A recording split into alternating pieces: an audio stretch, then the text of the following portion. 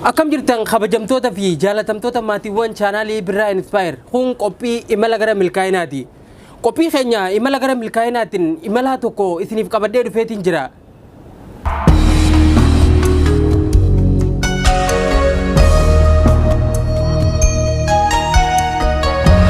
Yaa micha kiyya kabajee yeroo kee qaalii aartaa gootee asitti na argamu keetiif hedduu takka galatoomi. Ayyee galatoomi atis na kabajee sagantaa miidhagaa kanatti na dhiyeessuu keetii fi interview na godhuu keetiif hedduu galatoomi siin jedha. Tole irra deebi'ee ammallee galatoomi mee gara gaaffii deebii keenyaa ta'e nun dura ati eenyu eessatti dhalatte waan jedhurraa daawwattoota keenya wal barree walitti adeemu. Ayyee galatoomi ani maqaan keenya Amir Muhammad Ahmed Kabir Abseenoo Ali Jarraa jedhama kan dhaladhee guddadhee Shawaa Bahaa magaalaa Adaamatti kana fakkaata. Mee gara gaaffii deebii keenyaa yeroo ta'u jalqaba irratti nuti gaafa daa'imaa taanee mana barumsaa keessatti ta'ee maatiin teenya yeroo nu gaafatan abjuun kee maal ture gwaajaa waan akkanaatiin ta'uu barbaade gaafa guddanne jechaati turre. Ati mee akka Amiiritti gaafa daa'imaa maal ta'uu barbaadde keessatti jaan maal ta'uu hawwaa turte? Well ingilii yeroo baay'ee maal beekta nuti hogguu waan akkanaa gaafa daa'imummaa san gaafatamnu namni baay'inaan doktara, paayilataa, injiinaraa himata. Sun garuuyyuu gahee ka keessaa keetii ka onnee keetii osoo hin taanetti jechoota namoota naannoo keetiirraa kaateetiin waan san dubbatta. Na yeroo baay'ee nuti doktara ani amma fakkeenyaaf sa'a sadiitti hogguu na gaafatan namoonni hedduun yoo doktara jedhan anilleen sammuu kiyya keessanii dhufaa doktara jechuun. Sigalee namoonni baay'een yoo paayilatii himatan anilleen paayilatii numa jijjiiraa garuuyyuu wanti duraanii sun waan na keessaa osoo hin taanetti waan naannoo kiyyarraa ka'eetiin doktara ta'uun ni hawwaa jedheetii yaada.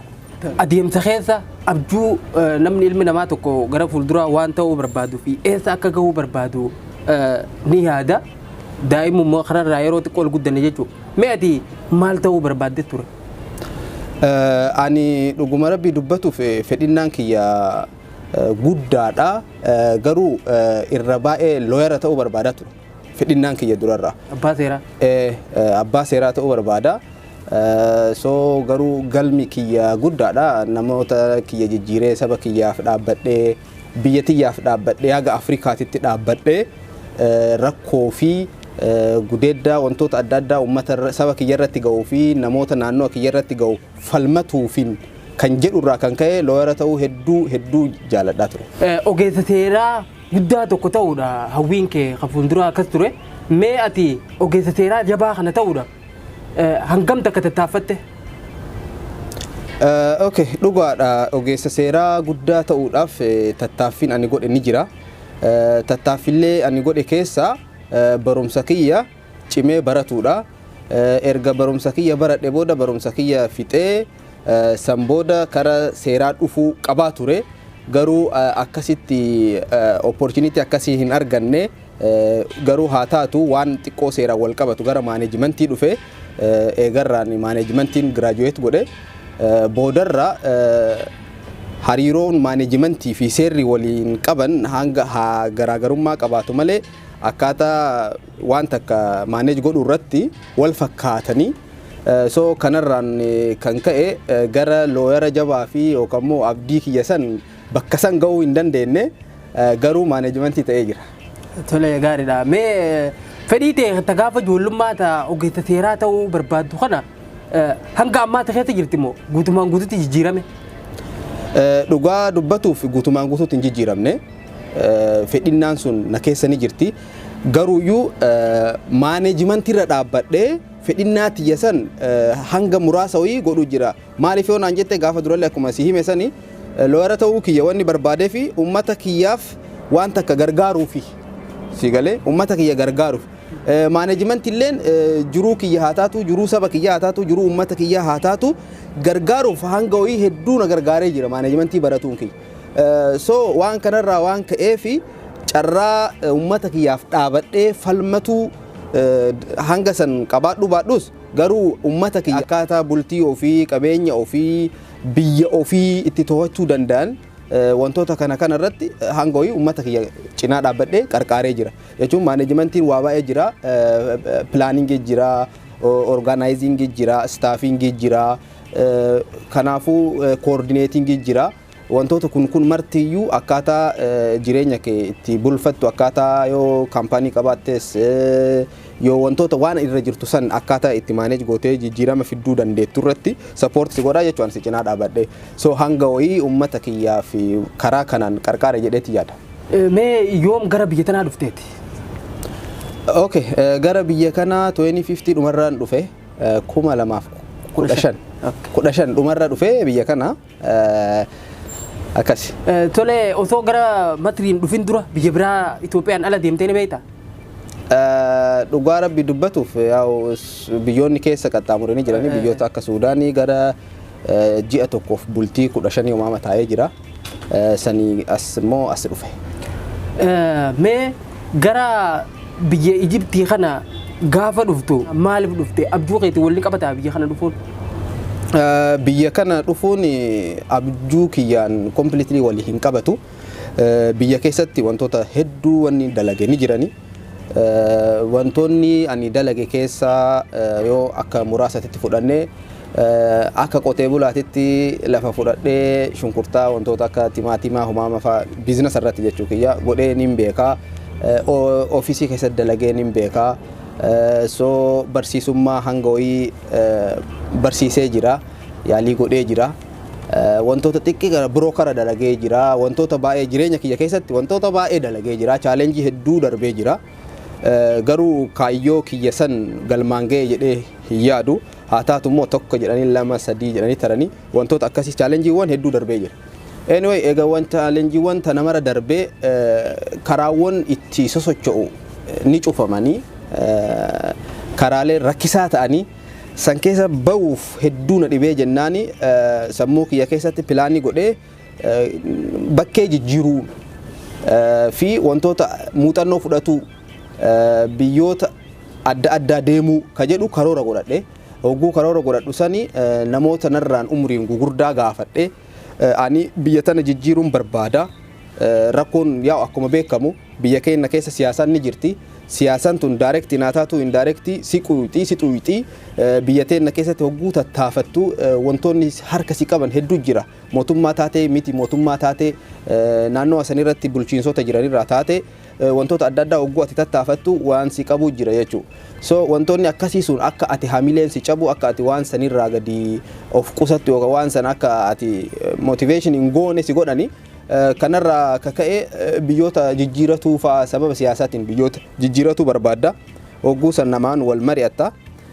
Biyyoonni ka nuti itti baqatuu dandeenyu humni kiyya danda'u ba'uuf sa'aa sanitti biyya akka Suudaanii gara Masrii kana. So biyyoonni akka Suudaanii fi biyyoonni akka Masrii naaf imala kiyya kadhumaa osoo hin taanetti bakka san irraa poortiidha jechuudha. Bakka san irraa gara biraatti transfer ta'u yookaan bakka biraatti deemuu fi biyya baqaati carraalee hedduu jira. Opportunity kana fayyadamee yookaan carraa kana fayyadameetiin biyyoota adda addaatitti ba'uun hin danda'a. Barumsa kiyya akka reefu siin jedhe loora kana illee haa taatu waanuma ta'e haa ta'u barumsa opportunity argadhe saniin barumsa guddaa baradhee saba kiyya qarqaaruun hin danda'a jedheetiin biyya baqaa kana select godhe yani biyya baqaa tana fudhadhee jechuudha. Saniif akkasitti dhufe. Tole galatoomi mee gaafa gara biyya Masrii kana dhuftu akkuma yaadde sanitti argatte moo biyya tana akkamii agarte duuba? Dhugaa rabbi dubbatuuf Masrii ani guddisee hin yaadne akka yaaddetis hin argadhu. Hin argannellee akka yaadde sanittis hin argine garuu akka biyya san takka miti biyya keenyattuyyuu hogguu magaalaa takkarraa magaalaa takka jijjiiratte chaalenjiin hedduu si mudata. Akka chaalenjiin hedduu na mudatu nin beeka yani of keessatti garuu ani uumama kiyyarraa nama chaalenjiif harka kennuu miti. No complain ani jireenya kiyyarratti I don't have complain. Jireenya kiyyarratti complainii takkan qabu yani jechuun rakkoon feete yoo dhufte rakkoon dhufte tun marti rabbi irraa jedhee warra amanu irraa jireenya kiyya keessatti Kaayiroo keessatti waa hedduu na mudatee jira. Biyya hin beeku nama hin beeku. Namoonni ani walii galuun namoota ani beeku ni miti ummata Arabaati naaf aadaan isaanii seenaan isaanii afaan isaanii amalli isaanii wanti marti isaanii naaf ummata duraan waan duraan beekurraan wal adda. wal faalladha jechuudha. So jiruun anaaf hedduu ulfaataa ture Kaayiroo keessatti. Jireenya kana keessatti waa baay'ee dabarsee jira. Karaa dalagaatiinis yoo taate akkaataa jiraatuunis yoo taate waa hedduu dabarsee jira Kaayiroo keessatti. Tole galatoomii mee gaafa biyya kana dhuftu biyya Itoophiyaa irraa kaanii gara dhufuun salphaa miti. Akkamitti biyya kana dhufte chaalenjiilee akkam fa'aa dabarsitee as geesse? Biyya kana dhufuuni illee gaalii dhufta yoo biyya kana keessa seentu. Chaalenjiin hedduu si mudata. Garuu akka carraa ta'ee magaalaa ta'e ni beekta. Magaalaa Adaamaadha. Information hedduu argatta. Namoota hedduu wajjin wal qunnamta. Carraaleen biyya san keessaa bahuuf salphaa sii ta'a jechuudha. Biyyoota biraatirraa uummata dhuferra uummanni kenna informationaaf hedduu dhiyoo waan taateef bakka san jijjiiratuuf bakka takka jijjiiratuuf karaa nima agartaa jechuudha. Garuu iyyuu karaa kana hogguu tartu yoo karaa seeraan alaa kana dhuftu yeroo baay'ee waa hedduu si qunnama. Tokkoffaa namoonni si fidanii dhufan smooglaroonni yookaan warri karaa dallaalonni si fidanii dhufanii harka isaanii jirtaa waa baay'ee si godhanii lubbuu kellee dhabuu hin dandeetta. Chaalenjiin lubbuu dhabuu ga'e immoo hin jiru. Siigalee kana mara ofitti amantee murteessiteetiin wantoota kana keessa tarta jechuudha. Bu'aa ba'ee hedduu keessa darbinee jira. Haa taatu immoo rabbiin galanni haa ga'u bu'aa ba'ee san keessa tarree Kaayiroo jirra amma. Tole hedduu gaariidha. Meegaa ati nama biyyatti illee waan hedduu chaalenjii garaagaraa keessa dabree nama waan carraalee hojii garaagaraa yaalee nama waan hedduu tokko dalagaa ture. Egaas dhufte illee waan hedduu wanti mee erga biyya kana dhufte gara abjuu teetii sanii dhiyaachuudhaaf wanni ati godhaa jirtu maaltu jira? Waan barbaada duraan biyyaa baate san bira ga'uudha. Biyya kanatti tattaaffin ati godhaa jirtu maal fakkaata? Okay, gaafii bareedaadha galatoomi. Tokkoffaa biyya kana gaafa dhufu akkuma si himi biyya afaarawaa, uummata afaarawaa, aadaa isaaniitiif waa mara isaaniitiif afaarawaa. Duraan dursee kaayyoo kiyya san osoo itti ka'eetiin galmaan ga'uuf hin barbaadin duratti wanti ani godhe maali? Jiruu tiyya survive godhuuf jireenya tiyya sana bulchuu fi dalagatuu qabaa ture. San booda dalagaa seene. Dalagaaleen ani seene dalagaa hedduu dalagee jira biyya kana keessatti. Sharikaalee adda addaa yookaan kaampaanii adda addaa keessatti wantoota adda addaa dalagee jira. Namoota gargaaruun keezii namaa barreessuun wantoota adda addaa hanga ammaatitti amma haga gaazexeessummaatitti wantoota adda addaa biyya kana keessatti dabarsee jira. Haa taatu immoo biyya kana keessatti opportunity barumsaa hin argattu. Kun beekamaadha. Keessattuu namoonni umuriin isaanii under age irraa ol taran yookaan immoo namoonni gurdaa ta'an carraalee barumsaa argatuun isaanii hedduu dhiphoodha biyya kana keessatti. So ammaa fi hanga bakka yaanne san geennu takka immoo carraa barumsaa biyyoota namaa kennan san bira hanga geennutti riphnee taa'uu jirraa jechuudha. Haa taatu immoo baruulee adda addaa nin dubbisaa onlaayinii koorsii adda addaa nin fudhadha. Koorsiileen fudhadhee ka fixellee hin jira ka ganaa fudhataa jirullee hin jira. Hanga humna kiyyaatitti tattaaffii godhuutu jira. Tattaaffiin ani godhaa jiru garuu personaalidha malee akkasitti uummata keessa bahee yookaan barumsa carraalee argadheetiin carraa barumsaa argadhee yookaan immoo mis godheetii miti jechuu fedheeti. Tole gahamee Amiir biyyoota gartee biyya keessa akkaataa itti baate nu himtee jirta. Ati nama biyyatti illee waan hedduu godhaa ture. Informationif illee hedduu dhiyoo ta'uu kee nu himtee jirta. Dhuguma namni gara magaalaa gurguddoo jiraachaa ture information hedduudha qaba. Akkaataa biyya itti ba'anii fi biyya itti baqatan illee information hedduu argachuu danda'an jechuudha. So ati biyyoota itti baqatan carraa hedduu keessa wanni amma fakkeenyaaf karaa Somaalee nama Djibouti kana nama gartee wanti jira Uganda, South Africa fi hanga Kenya gahutti namni biyya adda addaatti biyyoonni itti baqatanii ittiif jijjiiran takkaa'u abjuu fi bira ga'uudha. Ittiin tattaafatan hedduutu jira.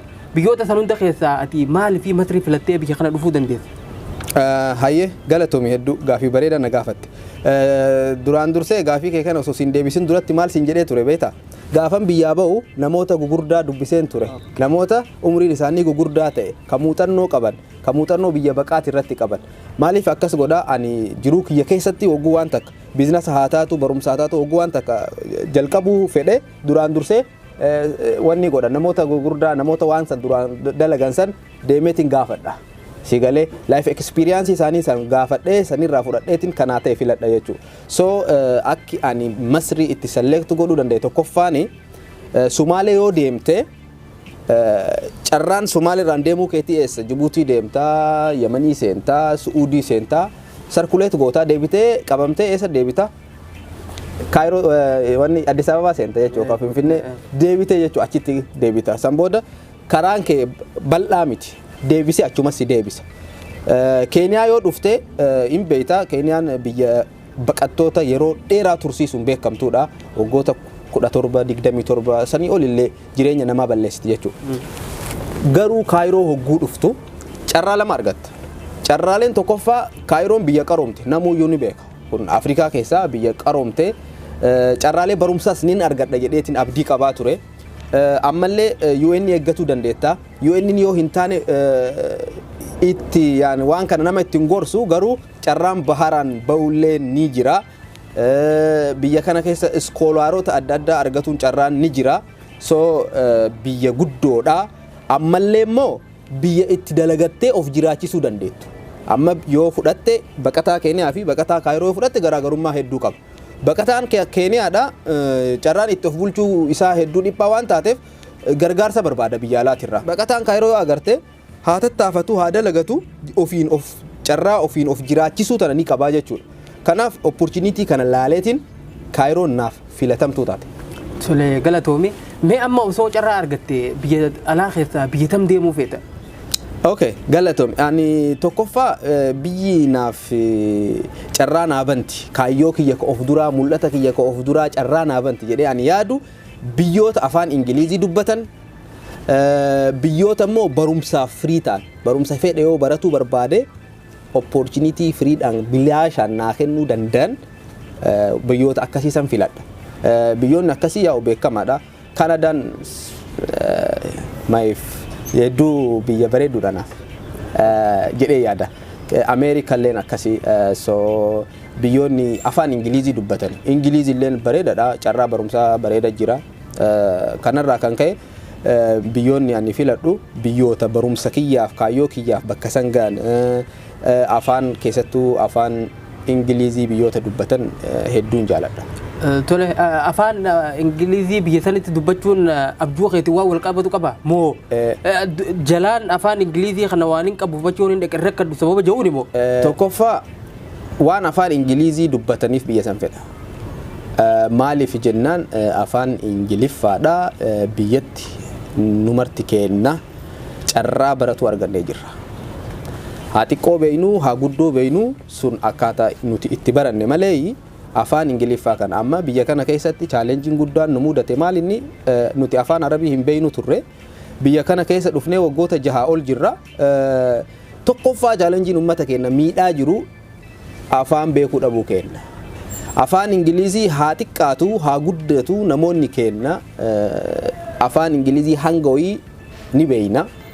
Anallee dabalatee namoonni adda addaa. Kanaaf barumsallee gaafa barattu biyyatti eega kutaa 8 irra tartee 9 fi 10 san booda ka jiru afaan Ingiliziitiin baratti. So carraan daftee mul'ata keetti agarsiisuu carraan daftee barumsa bareedaa keessa seenuu keetii guddaadha jechuudha. Amma afaan Poorchugaalii afaan biyyoota adda addaa afaan Faransii afaan takku dhageettee hin beeyne umrii kanaan hogguu itti dhufte duraan dursee afaan san bartamoo afaan san baruuf hagam sirraa fudhata.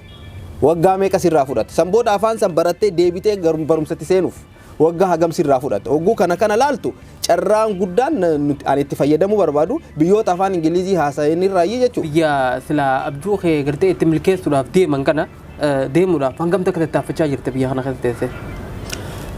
Dhugaa Rabbii dubbatuuf garaan hedduu tattaafataa jira garaa keessan practically garuu dadhabaadha. Maaliif yoo naan jette biyya kana keessa yoo hin tattaafatiin yoo hin fiigin carraan biyya kana keessaa bahuu keetii hedduu dhibbaadha. Kana namni kenna hin beeyne. Garuu immoo carraa biyya kana keessaa itti baanu numarri kenna ni qabnaa beeki. Carraaleen nuti qabnu baay'inaan baqataan Oromoo carraan qabu maali? Tokkoffaa sponsorshipidha. Carraa UN hedduu xiqqaadha. Maaliif yoo jenne UN nu kana ni baafti. Leeza 1% dhibba keessaa parsantii takka gadiidha. Carraan nuti nama select goonee biyya sadaffaa kennuuf yookaan resettlement country biyyoonni uummanni argatan namoota xixiqqaadha jedhani. kanarraa waan taateef nuti immoo Oromoo keessatti wal gargaarsa waan jedhamu xiqqoo nu biratti laafaadha saba keenya biratti maaliif wal gargaarsi hin jiru nu biratti osoo wal gargaarre nuti wal baasuun silaa salphaa ture akka saboota biraatirraa yoo kalaaltu taate jechuudha. So carraalee kana itti fayyadamu yaalii ni goona fakkeenyaaf carraa yoo inni itti fayyadamu yoo barbaadde yeroo dheeraaf protection himatu yoo inni jala deemu wantoota adda addaa godhu dhaabbilee michuuwwan UN waliin wal qabatan maraayyuu deemtee ziyaaruun dirqama sirratti ta'a jechuudha.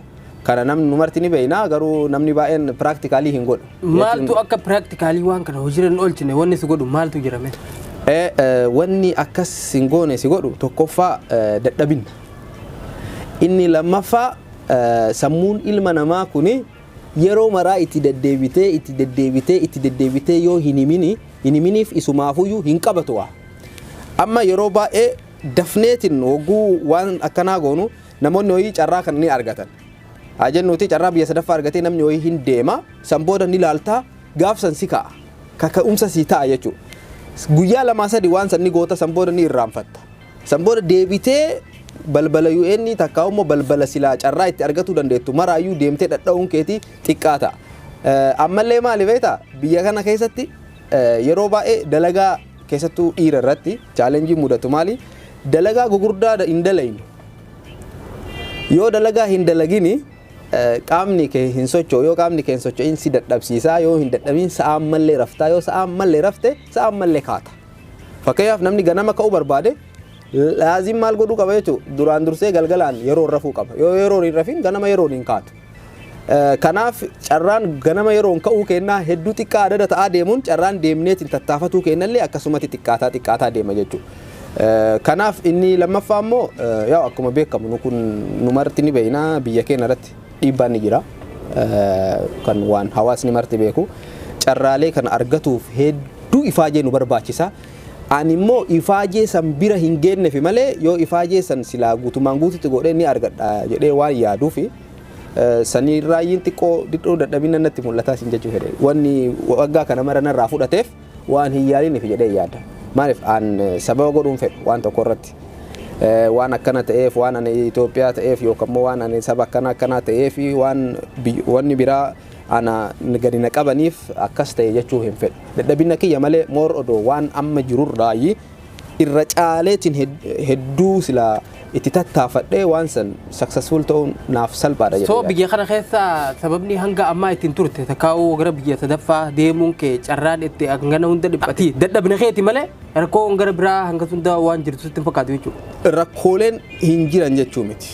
Rakkooleen gugurdoon keessattuu nama keenya irratti saba keenya irratti akka biyya keenya irratti rakkooleen gugurdaan ni jiran biyya kana keessa. Kana namni marti ni beeka.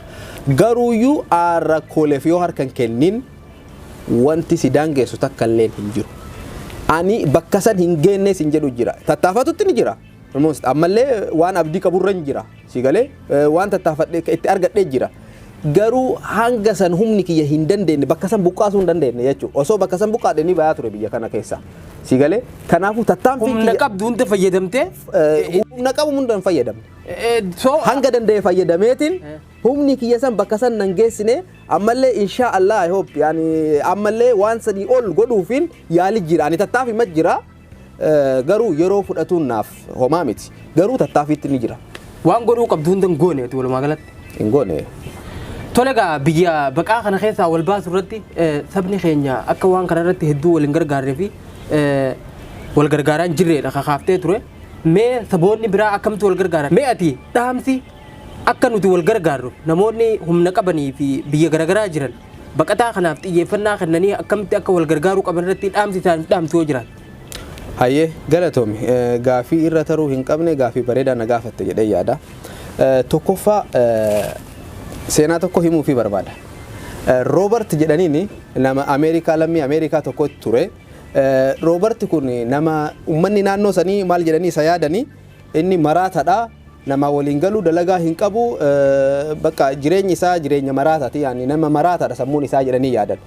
Booda maal godhanii warri social workersiin kun yookaan immoo warri waa'ee wani namoota irratti dalagan kuni nama tokko fuudhaniitiin warra waa'ee social workersii baratu kana keessaa muciyyoo takka fuudhaniitiin deemitii Roobartii kana qoradhuuti peepparii itti dalagii jedhanii.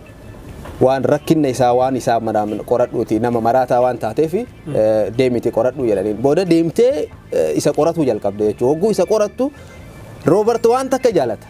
Reediyoo caqasa. Reediyoon inni caqasu sa'aa dheeraa reediyoo caqasa.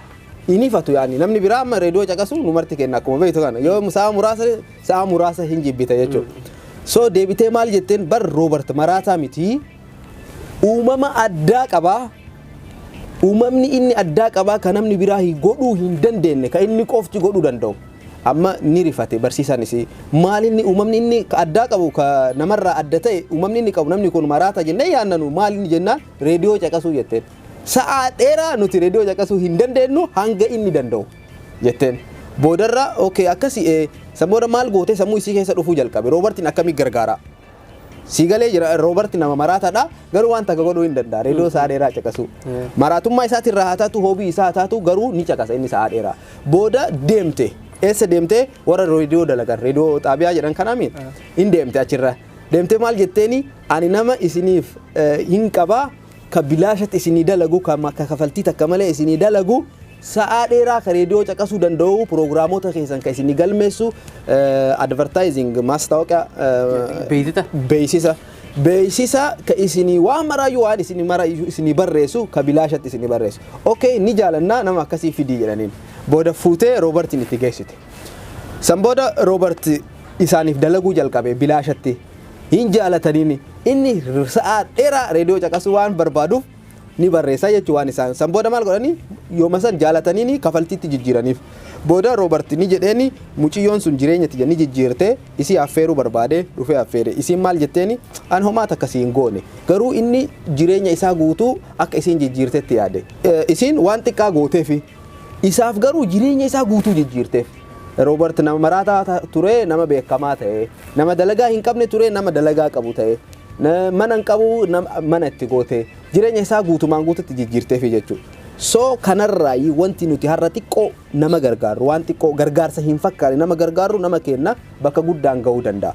Kana jechuun kiyya maali? Namoonni biyya kana keessa jiran osoo sponsor argatanii carraalee hedduutu jira biyya kana keessatti. Communitylee adda addaatu jira biyya alaa keessa. Fakkeenyaaf Canada yoo fudhanne Canadaan biyyoota carraa baqataaf kennitu especially karaa sponsorshipitiin Canadaan biyyoota adda addaatiif carraa ni kenniti. Carraa isiin kennitu kana keessatti biyyoonni guddinaan itti fayyadaman Eertiraa fa'a. Ammallee deebi'ee Sumaalee fa'a. Uummanni kenna carraa kanatti hin fayyadamu. Sababbiin isaa maali? Namni kenna wal gargaarsa irratti humni isaa hedduu dadhabaadha. Baqataa biyya kana keessa hin beeytaa UN dhiyoo tana 2019 kaasee hanga 2020 takka keessatti biyyoonni waan isiin baaftee gara nama 15,000 oliiti ka biyya kana keessatti baqatee jiru akka namnummaa maqaa Itoophiyaadhaatu sabab-sablammii guutuun.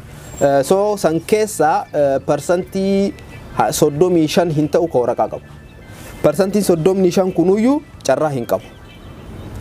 Siigalee carraalee akkanaa baay'inaan communityleen adda addaa carraalee akkanaa kana godhuu ni danda'an. Maaliif rakkoon biyyi teenya keessa jirtu akkuma beekamutti ta'ee ammallee rakkoon biyyi teenyaa fi biyyi tun walitti qabdu akkuma beekamutti ta'ee carraalee kanaan fayyadamanii kootaa hedduu nuuf fudhuu hin danda'an. Yoo dhugaa rabbii dubbanne yoo ka walitti ka wal gargaaru taate as personal yoo ka fudhannu taate immoo namoonni biyya kana keessaa baay'inaan fira ni qaban. Garuu firri isaanii kadhattummaa isaan barsiisan malee isaan hin gargaaran. Maaliif yoo jenne fakkeenyaaf yoo ani obboleessa qabaadhe obboleessi kiyya ji'arraa $200 $300 naaf erga ka ani nyaadhe gadiin ta'u jechuudha. Garuu iyyuu carraalee akkanaa kana fayyadamuuf walitti qabee wanta kanaa godhu irratti hedduu dhiphaadha. Kana jechuun ani akka umrii guutuu harka namaa eeggadhu na godha jechuudha. Waan kana uummanni keenya jijjiiruu qaba jedhee yaada. Maaliif jennaan wanti guddaan jireenya keetii irratti keessattuu namni biyya baqaatti sin gargaarin eessa si gargaara. Nuti amma warra gargaaruu ka dandeenyu biyya baqaa qofatti. Gaafa asirraa baane biyyoota guddatan keessatti mootummaa si gargaara. Namni biyyoota guddatan keessatti na gargaari jedheetiin si kadhatu hin jiru beekte situ nama gargaara malee. Kanaaf baay'inaan warri keessattuu specially firoota adda addaa as keessaa qaban osoo waan kana itti yaadanii yeroo ni tarti. Biyya kana keessatti rejectii jira. Faayila kee cufamuu jira. Imbaasiillee akkuma beektu kana paaspoora biyya kanaa hin qabnu, paaspoora biyya teenyaa hin qabnu. gaafa yeroon kun marti cufatte booda walii iyyuun gaafa namni du'e doolaara tikeetta 2,000 4,000 muratanii biyya kana dhufanii nama awwaaluun bu'aa bayii takkan qabu yookaan immoo faayidaa takkan qabu namni yoo isin jalaa du'e nuti isinii awwaalla rakkoo miti nuti yeroo maraayyuu ni awwaalla mire baqata namni yoo du'e nu awwaalla osoo lubbuun jiru immoo isin gargaara akkasiin jedha dhaamsi ani qabuuf kana. Galatoomii namoonni biyya garaagaraa jirtan kanneen firaatii qabdanitti koominiitiileen biyya gurguddoo keessa jirtan baqata irratti akka xiyyeeffatanii irratti hojjetaniif dhaamsi obboleessa keenya hedduu tokko barbaachisaadha akka fudhatanii hojiirra oolchitanis abdii qabna.